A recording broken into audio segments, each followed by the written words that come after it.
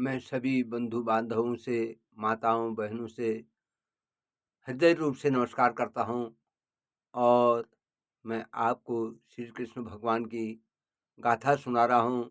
उनकी प्रथम गाथा सुनाने में महाराज परीक्षित की कहानी आती है। महाराजा परीक्षित की कहानी मैंने एक चैप्टर आपको सुना रखी है।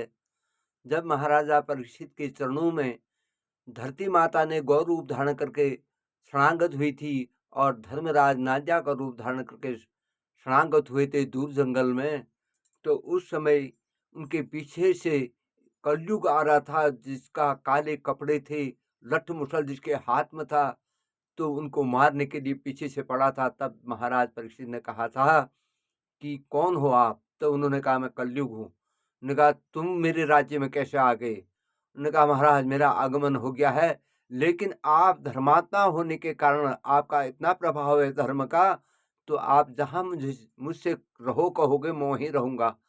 तो महाराज परीक्षित ने कहा कि आप सोना, चांदी, हीरा, मोती, जवाहरात में वास करें, जहाँ जुए का अखाड़ा है वहाँ वास करें, जहाँ मदिरालय होता है वहाँ वास करें।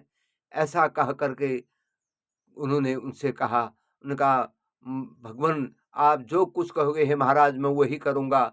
और कलयुग का वास हीरा मोती, सोना, चांदी, हीरा, जवाहरात सब में बैठ गया कलयुग। उनके सिर में जो मुकुट था उसमें सारे हीरा, मोती, चांदी, सोना सब था, उसमें कलयुग का वास हो गया।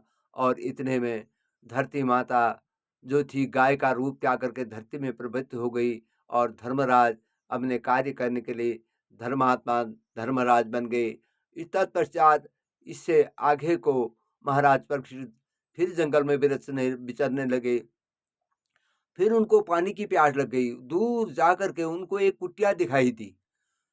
वहां जाते जाते उन्होंने कहा यार इस कुटिया में मुझे पानी मिल जाएगा। वहां गए तो वहां श्रृंगी ऋषि का आश्रम था। वो महात्मा तपस्या में बैठे हुए थे, मौन धारण उन्होंने कर रखा था और मौन धारण करके वो नहीं बोले, क्योंकि कानों से तो सुन रहे थे लेकिन मौन धारण टूट जाता था, उनकी तपस्या भंग हो जाती थी, इसलिए वो नहीं बोल पाए।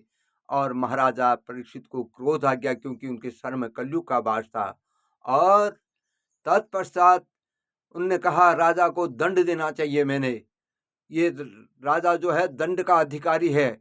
इतने में उनके आगे से एक मरा सांप मिला उनको, जो जिसमें बदबू पड़ी थी, सड़ा हुआ था और कीड़े मचक रहे थे।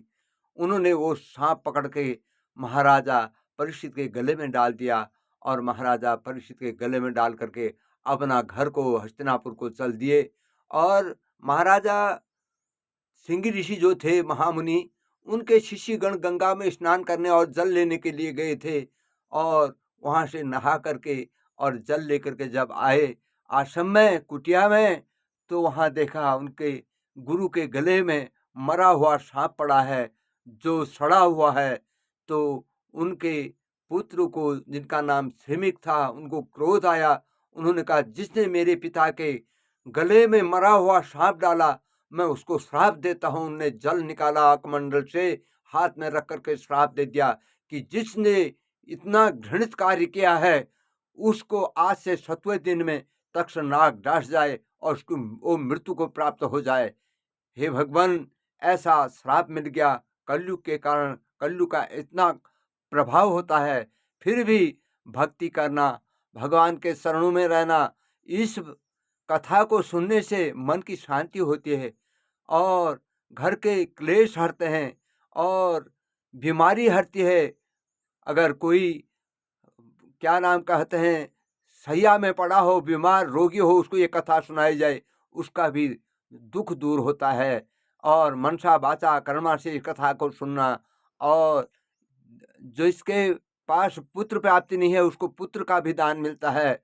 मैं सभी लोगों से, बंधु बांधवों से प्रार्थना करता हूँ मेरे चैनल को लाइक करना, सब्सक्राइब करना, शेयर करना। मैं आगे की कथा फिर आपको सुनाऊंगा, मनसा वाचा कर्मा से सुनाऊंगा।